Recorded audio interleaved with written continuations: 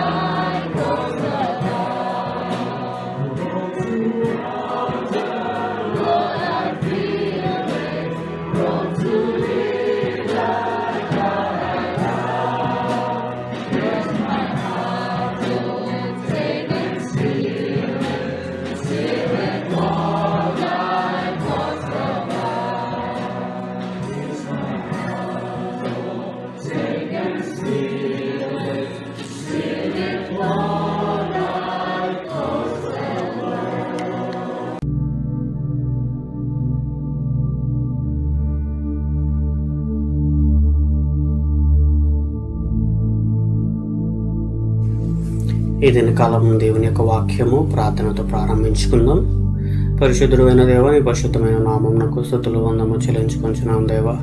ఈ దినకాలం వాక్యం ద్వారా మా అందరితో మాట్లాడమని కోరుతా ఉన్నాను తండ్రి.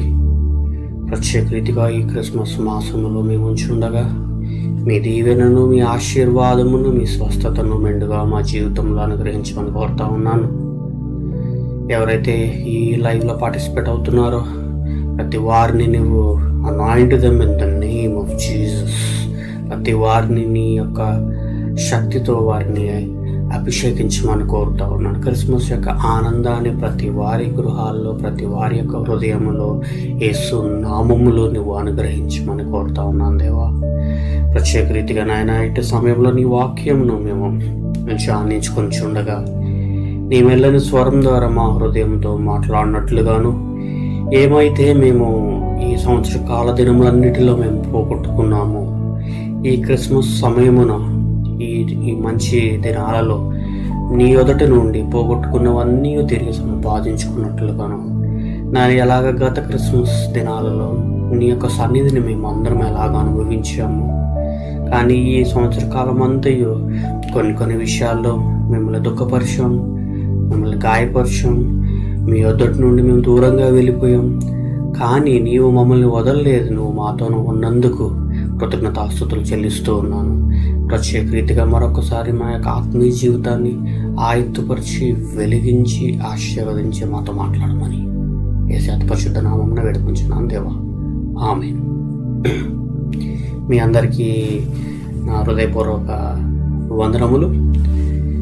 మీరందరూ బాగున్నారని ఆశపడుతూ ఉన్నాను. ప్రార్థించడం మరవద్దు, వాక్యం చదవడం మరవద్దు. ఈ క్రిస్మస్ దినాల్లో ప్రతి వారి కుటుంబంలో దీవెన ఉండాలా, ఆశీర్వాదం ఉండాలా, సంతోషం ఉండాలా, అదేవిధంగా సమాధానం కూడా ప్రతి వారి గృహాల్లో ఉండాలని ఈ యొక్క క్రిస్మస్ మాసము, ఈ యొక్క వాక్యము మనల్ని బోధింపపరుచుతా ఉన్నది. కనుక ఇదని కాలం దేవుని యొక్క వాక్యములో నుండి మనము లూకా సువార్త 15వ అధ్యాయము కొన్ని వచనములు మనం చదువుకుందాం. లూకా సువార్త 15వ అధ్యాయము 4 నుండి 7 వచనములు మనం ధ్యానించుకున్నట్లయితే, మీలో ఏ మనుషునికైనాను 100 గొర్రెలు కలిగి ఉండగా వాటిలో ఒకటి తప్పిపోయిన ఎడల అతడు 99ని విడిచిపెట్టి అడవిలో తప్పిపోయినది దొరుకు వరకు దాన్ని వెదక వెళ్ళడా? అది దొరుకునప్పుడు సంతోషంతో దానిని తన భుజముల మీద వేసుకొని ఇంటికి వచ్చి తన స్నేహితుల్ని, పొరుగు వారిని పిలిచి, మీరు నాతో కూడా సంతోషించుడి, తప్పిపోయిన నా గొర్రె దొరికినదని వారితో చెప్పును కదా. అటువలే మారుమనసు అక్కర్లేని 99 నీతిమంతుల విషయమై కలుగు సంతోషము కంటే మారుమనసు పొందు ఒక్క పాపి విషయమై పరలోకమందు ఎక్కువగా సంతోషము కలుగును. ఈ యొక్క వాక్య భాగము ఇంకా అనేకమైన వచనములు మనం చదువుకుందాం. చదువుకోక ముందర ఈ యొక్క లూకా సువార్త ఈ యొక్క 15వ అధ్యాయంలో మనకి ఏమి నేర్పిస్తూ ఉన్నది అంటే, ఆ యొక్క పారబుల్స్, ఆ ఉపమానములు, అందులో 3 ముఖ్యమైన ఉపమానములు మనకి నేర్పింపబడుతున్నవి. పోగొట్టుకున్నవి మనం తిరిగి దేవుని ఎదుట నుండి మనము సంపాదించుకోవాలా. ఇక్కడ యొక్క మొదటి భాగముగా ఇక మనము చదువుకుంటున్న మాట ప్రకారము తప్పిపోయిన యొక్క గొర్రెని గురించి మనం చూస్తూ ఉంటాం. రెండవ భాగంగా పోగొట్టుకున్న నాణ్యం గురించి మనం ధ్యానిస్తూ ఉంటాం. మూడవదిగా తప్పిపోయిన కుమారుడు గురించి మనము ధ్యానిస్తూ ఉంటాం. ఈ యొక్క 3 విషయాలలో మనము ఏ పాయింట్ మనము చూచినప్పటికీ మనము గ్రహించవలసిన ఒక ఏకైక పాయింట్ ఏంటి అంటే, ఇక్కడ పోగొట్టుకుని ఉంటాం, అదేవిధంగా పోగొట్టుకున్నది తిరిగి సంపాదించుకుంటాం. అదేవిధంగా తప్పిపోవడం, తిరిగి దొరకడం. Something we lost and the one which we lost we need to regain it or we need to get it back. ఇక్కడ దేవుని యొక్క మాటల నుండి మనకి ఏం నేర్పిస్తా ఉందంటే, ప్రతి సందర్భంలో ఏదో ఒకటి మనము పోగొట్టుకుంటున్నాము. పోగొట్టుకున్నది మళ్ళీ తిరిగి సంపాదించుకోవాలా. ఇక్కడ దేవుని యొక్క మాటలు మనకి ఏం నేర్పిస్తున్నాయంటే, పోగొట్టుకున్నది తిరిగి దొరకటం జరిగినది. ఇంకొక అదర్ మీనింగ్ ఆఫ్ ట్రాన్స్లేషన్లో తప్పిపోయినది తిరిగి దొరకటం. నీ జీవితంలో నువ్వు ఏమైతే పోగొట్టుకున్నావో, ఏ విషయాల్లో నువ్వు తప్పిపోయినావో, ఈ దినకాలము ప్రభు అయిన యేసు ప్రభు వారు దాన్ని సరిచేసి నీ జీవితంలో ఒక దీవెనను, ఒక ఆశీర్వాదాన్ని, ఒక మార్పుని తీసుకురావడానికి ఆయన సిద్ధంగా ఉన్నాడు. నువ్వు సిద్ధంగా ఉన్నట్లయితే ఆయన నిన్ను అభిషేకించడానికి ఆయన రెడీగా ఉన్నారు. ఇక్కడ ఈ యొక్క మెసేజ్లో మనకి ఏమి బోధిస్తూ ఉందంటే, ఒక పాపి రక్షింపబడినప్పుడు లేదా ఒక పాపి మారు మనసు పొందినప్పుడు మన యొక్క జీవితంలో యొక్క మార్పు చెందిన యొక్క జీవితాన్ని మనం అందరము కలిగి ఉండాలి. దేవుని ఎదుట మన యొక్క పాపములు క్షమాపణ పొందుకోవాలో, మనుషుల ఎదుటను మన యొక్క పాపములను సరి చేసుకోవాలో దేవుని యొక్క మాట అయ్యున్నది. కనుక ఇక్కడ ఈ యొక్క మాట మనకి ఏం బోధింపబడతా ఉందంటే, ఒకరు రక్షింపబడినప్పుడు లేదా ఒకరు మార్పు చెందినప్పుడు పరలోకంలో ఏం జరుగుతూ ఉంటుందంటే, పరలోకం ఎంతో ఆనందము కలుగుతూ ఉంటుంది అని ప్రభువు మనతో ఈ దినకాలం మాట్లాడుతూ ఉన్నారు. కనుక దేవుని యొక్క ఆనందాన్ని, అదేవిధంగా దేవుడు మన పట్ల, మన యొక్క వ్యక్తిగత జీవితం మనం చూసినప్పుడు మన పట్ల ఆయన ఆనందింపబడాలని, ఆ యొక్క పరలోక రాజ్యంలో ఆ యొక్క ఆనందాన్ని కూడా మనము పొందుకోవాలో అది మనము చూడాలని దేవుని యొక్క మాట ఉన్నదన్నమాట. ఇక్కడ దేవుడు మనకిస్తున్న యొక్క మాటలో యోహాను సువార్త 3వ అధ్యాయము ఆ యొక్క 16వ వచనంలో మనకి ఏమని రాయబడుతుందంటే, దేవుడు లోకముని ఎంతో ప్రేమించును కాగా ఆయన తన అద్వితీయ కుమారునిగా పుట్టిన వాని యందు విశ్వాసముంచు ప్రతి వాడును నశింపక నిత్య జీవం పొందినట్లు ఆయనను అనుగ్రహించు. దేవుడి యొక్క మాటలు మన జీవితంలో దీవించాలని నేను ఆశపడతా ఉన్నాను. కనుక దేవుడు లోకముని ఎంతో ప్రేమించాడు. లోకములో నీవును మనందరము సజీవులెక్కలో ఉన్నాం అనగా దేవుడు నిన్ను ప్రేమిస్తూ ఉన్నాడు. ఆయన ప్రేమను మనందరము కలిగి ఉండాలని కోరుతా ఉన్నారు. ఈ యొక్క ఉపమానముల్లో మనము చూస్తున్నది ఏంటి అంటే, ఒక న్యూమరికల్గా ఒక నెంబర్ వైజ్గా మనం ధ్యానించినట్లయితే, మొదటి ఉపమానంలో ఆ యొక్క 100 గొర్రెలలో ఆ యొక్క 99ని విడిచిపెట్టి ఆ ఒకదాని విషయమై దేవుడు కాన్సన్ట్రేషన్ కలిగి ఉన్నాడు. ఆ ఒకటి తప్పిపోయినది కాబట్టి his I is more on the one which is last. So ఇక్కడ నెంబర్గా మనం చూసినట్లయితే he is more concentrated on the one which is last. ఆ ఒకటి దొరికినప్పుడు ఎలాగ సంతోషించి ఆనందించారే. నీ జీవితంలో ఏదైతే నువ్వు పోగొట్టుకున్నది తిరిగి సంపాదించుకున్నప్పుడు నువ్వు ఎలాగ సంతోషపడుతూ ఉంటావో, పరలోకమందు కూడా మన మార్పు విషయమై పరలోకం కూడా సంతోషింపబడతా ఉంటుంది. అదేవిధంగా రెండో యొక్క ఉపమానంలో కూడా మనము చూసినట్లయితే అక్కడ 10 నాణ్యములు ఉంటాయి. ఆ యొక్క వచ్చిన భాగంలోని కూడా మనము వెళ్దాము. అది లూకా సువార్త 15వ అధ్యాయము 8 నుండి 10 వచనముల యొక్క మాట వ్రాయబడతా ఉంటుంది. ఏ స్త్రీకైనాను 10 వెండి నాణ్యములు ఉండగా వాటిలో ఒక నాణ్యము పోగొట్టుకుంటే ఆమె దీపము వెలిగించి ఇల్లు ఊడ్చి అది దొరకు వరకు జాగ్రత్తగా వెతకగా. 9వ వచనంలో, అది దొరికినప్పుడు తన చెలికత్తెలను పొరుగు వారిని పిలిచి నాతో కూడా సంతోషించుడి, నేను పోగొట్టుకుని నాణ్యము దొరికినదని వారితో చెప్పును కదా. 10వ వచనం, అటువలే మారుమనసు పొందు ఒక పాపి విషయమై దేవుని దూతల ఎదుట సంతోషము కలుగునని మీతో చెప్పుచున్నాను. నేను ఈ యొక్క మాటలు మనకి ఏమి నేర్పిస్తా ఉన్నది అంటే, ఆ యొక్క స్త్రీ ఎదుట ఉంచబడిన యొక్క 10 నాణ్యములు. ఆ 10 నాణ్యముల్లో షీ హ్యాడ్ 9 విత్ హర్. 9 నాణ్యములు తను కలిగి ఉన్నది, కానీ ఒకటి పోగొట్టుకున్నది. So when we see by number, మొట్టమొదటిగా మనం ధ్యానించినప్పుడు 100 గొర్రెల్లో ఒకటి తప్పిపోయినది. ఇక్కడ 10 నాణ్యముల్లో ఒక నాణ్యము పోయినది. అదేవిధంగా 3వ యొక్క మాట కూడా మనం ధ్యానించుకొని తిరిగి వాక్య భాగంలోకి మనం వద్దాము. ఇక్కడ లూకా సువార్త 15వ అధ్యాయము 11 నుండి 15 వచనములు కూడా మనము చూసినట్లయితే యొక్క మాట రాయబడి ఉంటుంది. మరియు ఆయన ఇట్లనెను, ఒక మనుషునికి 2 కుమారులు ఉండేరి. వారిలో చిన్నవాడు తండ్రి ఆస్తిలో నాకు వచ్చు భాగమిమ్మని తన తండ్రిని అడగగా అతడు వారికి తన ఆస్తిని పంచిపెట్టును. కొన్ని దినములైన తర్వాత ఆ చిన్న కుమారుడు సమస్తమును సమకూర్చుకొని దూరదేశమునకు ప్రయాణమైపోయి అతడు తన ఆస్తిని దుర్వ్యాపారములకు పాడు చేశాను.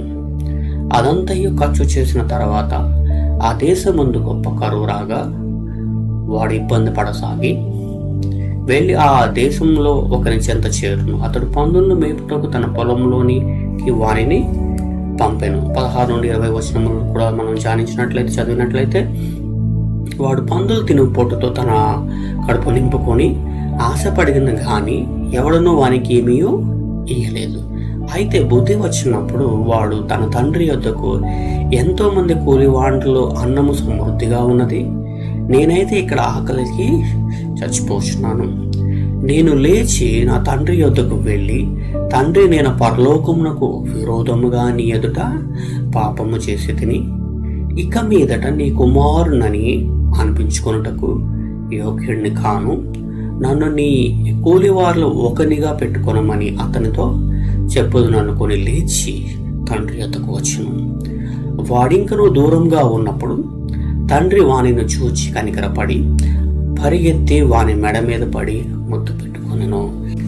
ఈ యొక్క వాక్యభాగ్యంలో మనకి 3 ఉపమానముల్లో ఆ యొక్క 99 గొర్రెల్లో ఒకటి పోగొట్టుకునడం అనగా తప్పిపోవడం, ఒక స్త్రీకున్న 10 వెండి నాణ్యముల్లో 9 ఉండి ఒకటి పోవడం, అదేవిధంగా తనకున్న 2 కుమారులు ఒక కుమారుడు తప్పిపోయి మనము ఈ యొక్క 3 వాక్య భాగాల్లో మనము చూస్తాము. అల్టిమేట్గా what ever might be the number, ఎంత సంఖ్య అక్కడ ఉన్నది అనేది ఇంపార్టెంట్ కాదు. అక్కడ 100 ఉన్నాయా, 10 ఉన్నాయా, 2 ఉన్నారా అనేది ప్రాముఖ్యమైనది కాదు. ఇక్కడ మనకి చూపిస్తున్నది ఏకైక మాట ఏంటంటే, ఆ 100లో కూడా తప్పివేయబడిన ఆ ఒక గొర్రె, ఆ 10 నాణ్యముల్లో కూడా పోయిన ఆ ఒక్క నాణ్యం, ఆ 2 కుమారుల్లో తప్పిపోయిన ఒక కుమారుడు. ఈ దినకాలం we need to count that number 1. That one might be you or me or whosoever. ఆ ఒకటి పోయిన వ్యక్తి అయినప్పటికీ, నాణ్యమైనప్పటికీ, అది అయినప్పటికీ ఆ ఒకటి అనేది మన యొక్క జీవితంలోకి అన్వయించుకుందాం. ఈ దినకాలం ఆ ఒకటి, నీ జీవితంలో పోగొట్టుకున్న ఆ ఒకటి ఏంటి? నీ జీవితంలో, నీ కుటుంబంలో అనేకమైనవి నువ్వు సంపాదించుకున్నావు. ఒక ఇల్లు సంపాదించుకున్నావు, ఒక కారు సంపాదించుకున్నావు, ఒక మంచి ఉద్యోగాన్ని సంపాదించుకున్నావు, మంచి బిడ్డలను సంపాదించుకున్నావు, మంచి ఆస్తిని సంపాదించుకున్నావు. కానీ పొందుకున్న దానిలో ఒకటి పోగొట్టుకున్నావు.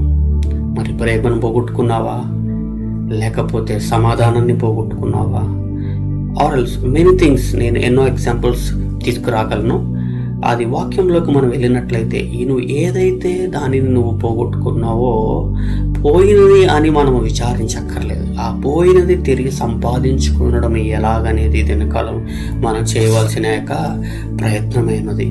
ఇక్కడ ఆ యొక్క నాణ్యములు మనం చూసుకున్నట్లయితే, ఆ నాణ్యం ఒక when we take one coin, rupee coin are dollar coin, A country coin అయినా మనం తీసుకున్నప్పుడు ఈ కాయిన్ హ్యాస్ 2 sides.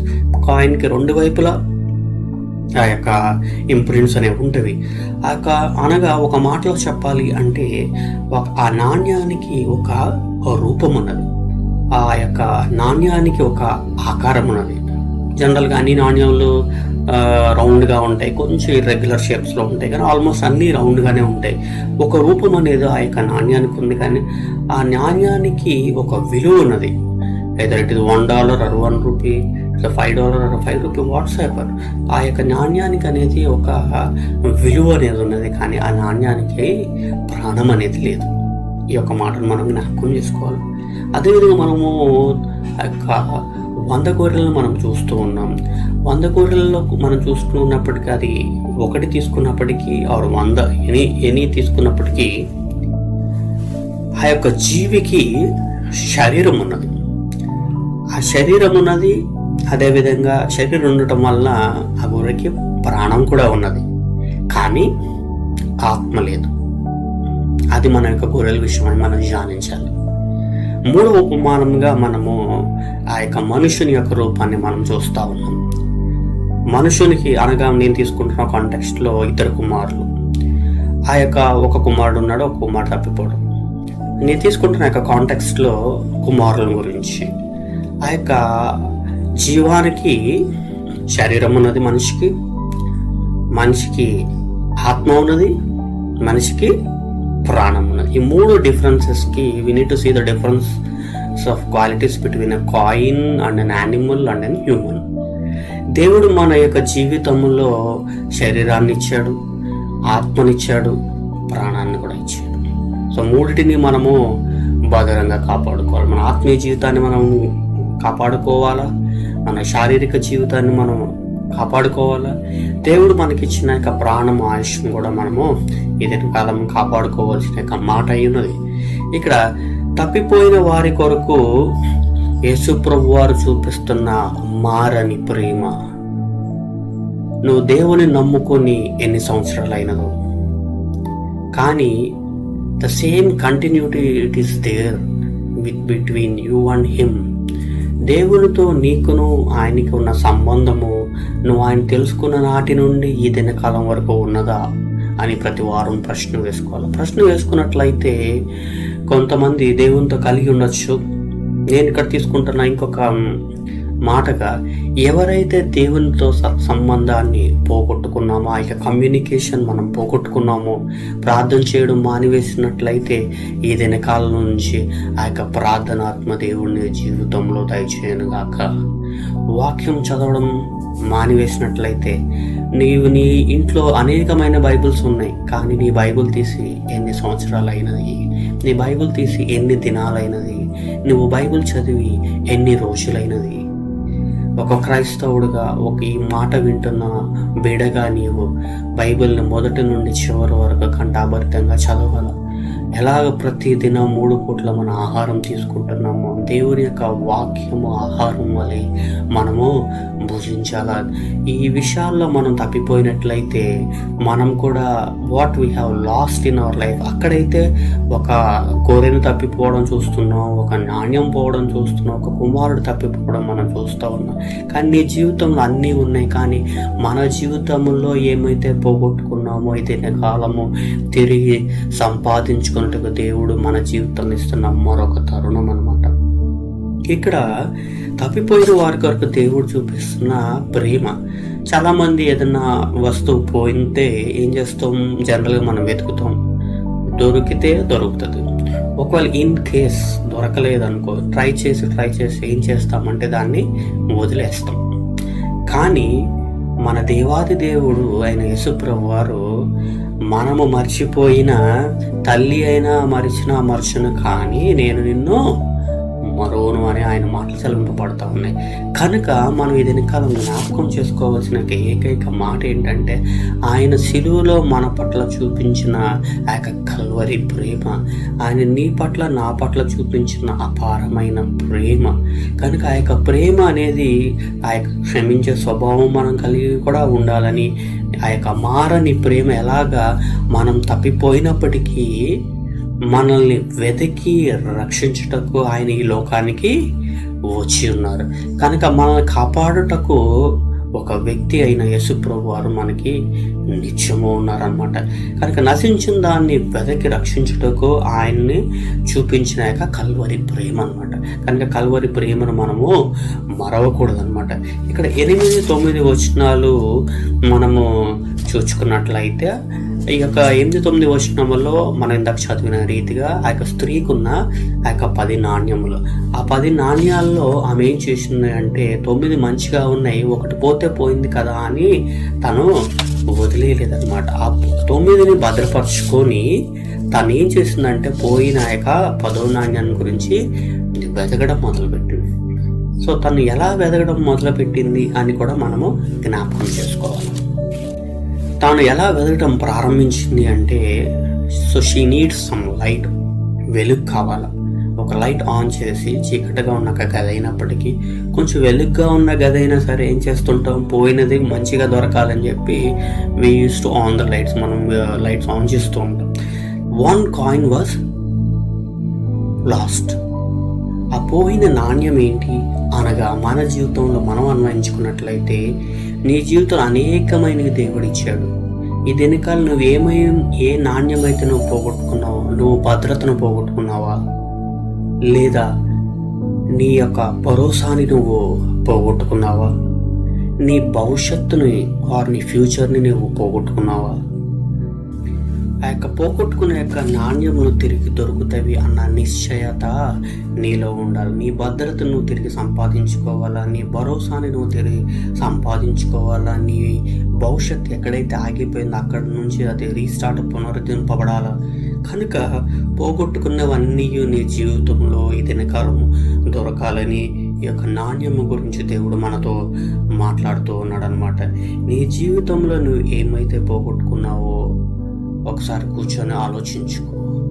ఒక పేపర్ ఆర్ పెన్ తీసుకో, లేకపోతే మంచి మెమరీ ఉన్నట్లయితే జ్ఞాపకం చేసుకో. నీ జీవితంలో నువ్వు ఏమైతే పోగొట్టుకున్నావో at a particular place and at a particular day, ఏ స్థలంలో ఏం పోగొట్టుకున్నావు, ఏ సమయంలో ఏది నువ్వు వదులుకున్నావో దేనిని వదలదు. సమస్తమును దయచేవాడు ఆయన. మత్తయి సువార్త 7:7 అడుగుడి మీకు ఇవ్వబడును. కనుక నువ్వు అడుగు ప్రతి దాన్ని ఆయన ఇవ్వడానికి ఆయన సిద్ధంగా ఉన్నాడు. ఈ దినకాలం మనం ఏం అడగాలి అంటే అఫ్కోర్స్ కావాల్సింది మనం అడగచ్చు. సేమ్ క్రైటీరియాలో ఏమైతే పోగొట్టుకున్నావో కూడా తిరిగి అడగటానికి దేవుడు నీకు ఇస్తున్న ఆ యొక్క భాగమై ఉన్నదన్నమాట. ఇక్కడ మన జ్ఞాపకం చేసుకోవాల్సింది ఏంటి అంటే, నీ జీవితంలో నువ్వు ఏమైతే పోగొట్టుకున్నావో ఒకసారి దాన్ని జ్ఞాపకం చేసుకో. నీ జీవితంలో ఏమైతే నష్టపోయావో ఒకసారి జ్ఞాపకం చేసుకో. ఇక్కడ స్త్రీ అనగా ఏంటి అంటే, స్త్రీ అనగా సంఘం. సంఘములో దేవుని యొక్క ప్రభావాన్ని మనము కలిగి ఉండాలి. మన సంఘము దేవుని యొక్క ఆ యొక్క ప్రభావాన్ని పోగొట్టుకోకూడదు. మన సంఘాలు దేవుని యొక్క ప్రభావాన్ని పోయినట్లయితే ఆయన యొక్క ప్రభావాన్ని తిరిగి పొందుకోవాలని దేవుని యొక్క మాట అయి ఉన్నదన్నమాట. కనుక నీ జీవితంలో దాచుకోగలిగినవి, భద్రపరచుకోగలిగినవి నువ్వు వివేచన కలిగి దాన్ని కాపాడుకోవాలా, వివేచన కలిగి నువ్వు జీవించాలన్నమాట. నిర్లక్ష్యం వల్ల ఆ యొక్క నాణ్యాన్ని మనము పోగొట్టుకున్నామా, మన యొక్క అజాగ్రత్తను బట్టి ఆ యొక్క నాణ్యము మన జీవితాల్లో పోగొట్టుకుంటున్నాం. అక్కడ స్త్రీ అయితే ఆల్రెడీ పోగొట్టుకున్నది, అది వెతికింది, సంపాదించుకుని. మన యొక్క జీవితంలో what are the reasons which made you lost, ఏ యొక్క రీజన్స్ని బట్టి మనము పోగొట్టుకుంటున్నాము అనేది కూడా మనము జ్ఞాపకం చేసుకోవాలి. చాలామంది అనేక మంది బిడ్డలకి మనం కొన్ని డబ్బులు ఇచ్చినప్పుడు ఎక్కడో సమ్వేర్ ఆ చేంజ్ మిస్ అవుతూ ఉంటుంది, ఒక్కోసారి నోట్స్ మిస్ అవుతూ ఉంటాయి, తెలియకుండా పోతూ ఉంటాయి, వారు తెలియకోకుండా ఒకరి చేత దొంగిలింపబడుతూ ఉంటాం. కనుక ఈ దినకాలము మన జ్ఞాపకం చేసుకోవాల్సినది ఏంటి అంటే, నిర్లక్ష్యం వల్ల దేవుడిని జీవితంలో ఇచ్చినవి ఏమైనా నువ్వు పోగొట్టుకున్నావా, అజాగ్రత్త వల్ల ఏమైతే నువ్వు పోగొట్టుకున్నావా. ఈ దినకాలం సంఘంగా మన జ్ఞాపకం చేసుకోవాల్సింది ఏంటంటే, యాజ్ ఐ సెడ్ ప్రీవియస్లీ, సంఘం అనగా స్త్రీ అనగా సంఘములో దేవుని మహిమను మనము కలిగి ఉండాలి. ఇది నా కాలం మన సంఘాల్లో దేవుని యొక్క మహిమను కలిగి ఉండాలి. సంఘంలో ఈ దినాల్లో మనుషుల యొక్క మహిమ పెరుగుతూ ఉన్నది, దేవుని యొక్క మహిమ తగ్గిపోతూ ఉన్నది. ఆయన హెచ్చవలసి ఉన్నది, మనము తగ్గవలసి ఉన్నది. దేవుని యొక్క మాటలు సెలవింపబడుతూ ఉన్నాయి అన్నమాట. కనుక మన జ్ఞాపకం చేసుకోవాల్సింది ఏంటంటే, దేవుని యొక్క మహిమను ఆ యొక్క సంఘంలోనే కాదు, మన కుటుంబాల్లోనే కాదు, నీ వ్యక్తిగత జీవితంలో ఆయన యొక్క మహిమను పోగొట్టుకున్నట్లయితే తిరిగి ఆయన యొక్క మహిమను సంపాదించుకోవాలని దేవుని యొక్క మాట సెలవింపబడుతూ ఉన్నది. దేవుడి లేని యొక్క సన్నిధి లేని ఎడల ఆయన యొక్క దేవుని యొక్క ప్రభావము లేని యొక్క సంఘముగా మనం ఉండకూడదు అనమాట. ఆదాము హవ్వ యొక్క జీవితాన్ని మనం జ్ఞాపకం చేసుకున్నట్లయితే వారు దేవుని యొక్క ప్రభావాన్ని పోగొట్టుకున్నారు. దేవుని యొక్క తోటల నుండి వాళ్ళు వెలివేయబడ్డారు. కనుక నువ్వు ఎప్పుడైతే ఆ యొక్క దేవుని యొక్క ప్రభావాన్ని నువ్వు పోగొట్టుకుంటావో, నీ జీవితంలో ఆటోమేటిక్గా తెలియకుండా రావాల్సిన ఆశీర్వాదములు, రావాల్సిన దీవెనలు ఆగిపోతూ ఉంటాయి అన్నమాట. పట్టుకున్న స్థితిలో ఒకవేళ నువ్వు ఉంటే ఈ దినకాలము దేవుడు నీ జీవితంలో ఒక తరుణముటకు ఆయన సిద్ధంగా ఉన్నాడు. ప్రభువు దగ్గరికి నువ్వు రాగలిగితే నీ జీవితంలోకి పోయినవన్నీ దేవుడు తిరిగి దయచేయటకు ఆయన సిద్ధంగా ఉన్నాడు. ఆమేన్. దావీదు కూడా సిక్కోహు లోయలో ఉన్నప్పుడు సమస్తమును దేవుని వద్ద నుండి తిరిగి పొందుకున్నాడు అనమాట. నాణ్యము ఎలాగ తయారు చేయబడినది మనం జ్ఞాపకం చేసుకుంటే, ఒక నాణ్యం అనేది ఆ యొక్క ఒక ఎర్త్ నుంచి తీయబడిన యొక్క మెటల్స్ నుంచి, యొక్క లోహముల నుంచి తయారు చేయబడతా ఉంటాయి. ఇక్కడ అదేవిధంగా ఒక మనుషుడు కూడా ఎక్కడి నుంచో తయారు చేయబడ్డాడంటే ఈ యొక్క మట్టి నుండి ఈ యొక్క తయారు చేయబడ్డాడు. అది కూడా ఎలాగా ఆ యొక్క ల్యాండ్ నుంచి, ఆ సాయిల్ నుంచి తయారు చేయబడి ఒక నాణ్యం, ఒక మెటల్గా తయారు చేయబడింది. కానీ ఆ యొక్క సృష్టి యొక్క దానిలో జీవం పోయబడాల. కానీ దేవాది దేవుడు నిన్ను నన్ను సృష్టించిన ఆ యొక్క మట్టి నుండి ఆయన ఏం చేశాడంటే జీవాయువుని, జీవాత్మను అందులో మనకి ఉంచారనమాట. కనుక ఆ యొక్క జీవాయుష్ను, జీవాత్మను మనం ఉంచుకోవాలని దేవుని యొక్క మాట సెలవింపబడుతూ ఉన్నది. కనుక ఆ యొక్క చిన్న నాణ్యానికి ఎంత విలువ ఉన్నదో మన యొక్క జీవితంలో జీవాత్మ కలిగింది కాబట్టి నాణ్యము కన్నా విలువైనది నీ జీవితం. అది మనము మర్చిపోకూడదు.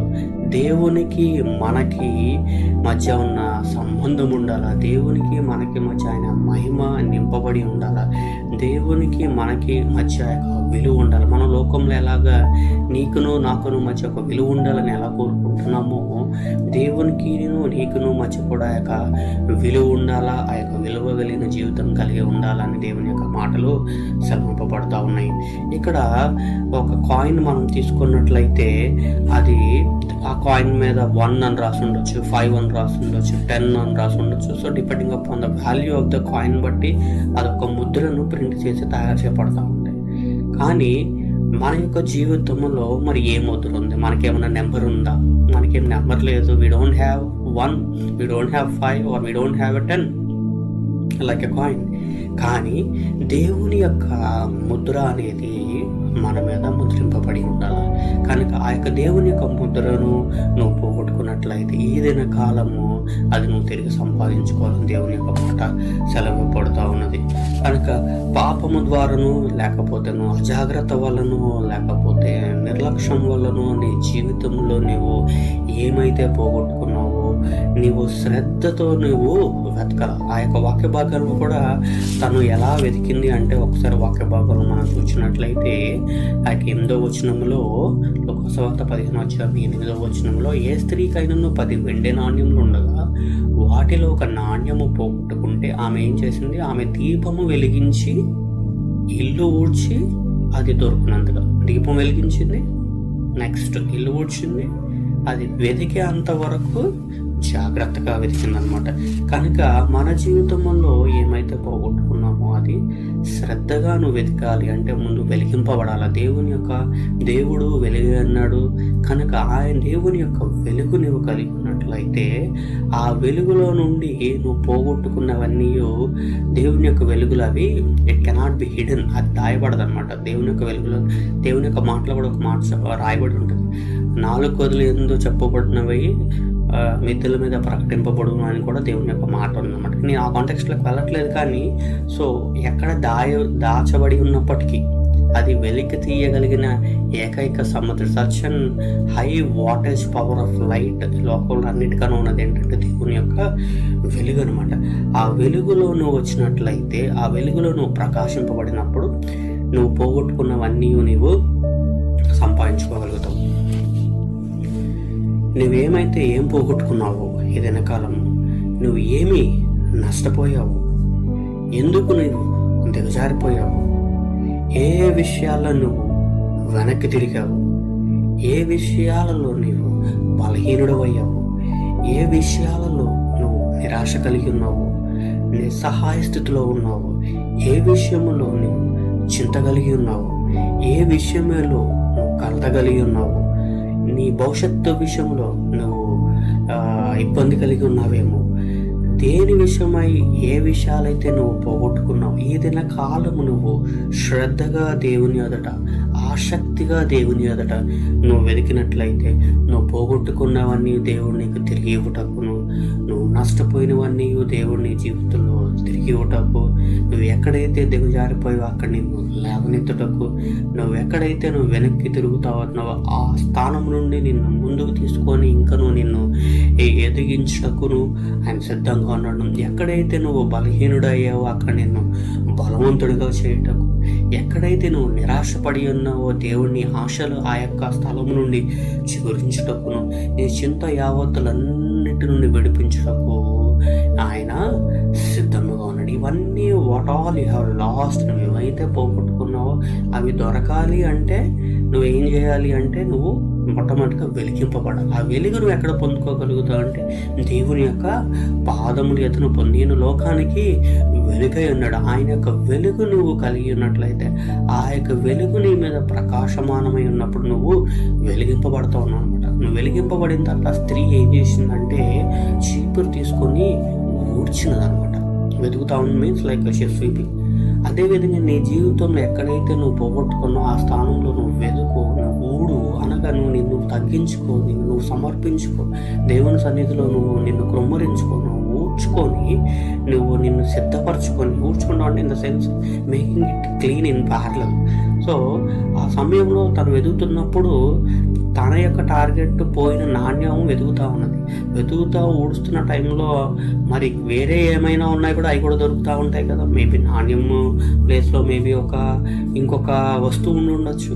అదేవిధంగా నువ్వు ఒక నాణ్యం ఏదైతే నువ్వు పోయిందో నువ్వు వెతకటం మొదలు పెడుతున్నావో ఆటోమేటిక్గా ఎక్స్ట్రా బ్లెస్సింగ్స్ వస్తూ ఉంటాయి. అనగా ఏవైతే ఒక దానికోసం వెతుకుతున్నావో అడిగిన దానికంటే ఊహించిన దానికంటే అత్యధికమైనవి నేను ఇస్తానని దేవుని యొక్క మాటలు ఉన్నాయి అనమాట. కనుక నువ్వు వెతకడం ప్రారంభించు, దేవుడు మల్టీఫోల్డ్ ఆఫ్ బ్లెస్సింగ్ నీ జీవితంలో ఇవ్వటం ఆయన సిద్ధంగా ఉన్నాడు. ఇతని కాలము దేవుని యొక్క మాటల నుండి నువ్వు ఆయన రూపాన్ని పోగొట్టుకున్నావేమో, లేకపోతే నీ జీవితంలో విశ్రాంతిని నువ్వు కోల్పోయావేమో, విశ్రాంతి ఇవ్వడానికి ఆయన సిద్ధంగా ఉన్నాడు. నీ జీవితంలో సమాధానం పోగొట్టుకున్నావేమో, ఆయన సమాధానం ఇవ్వటకు ఆయన సిద్ధంగా ఉన్నాడు.